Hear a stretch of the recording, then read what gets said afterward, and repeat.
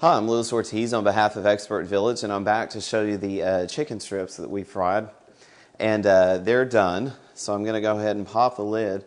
And you can take a look at these guys and see what kind of color we got. Now, I breaded these with a 3-step breading procedure that I showed you in a previous video.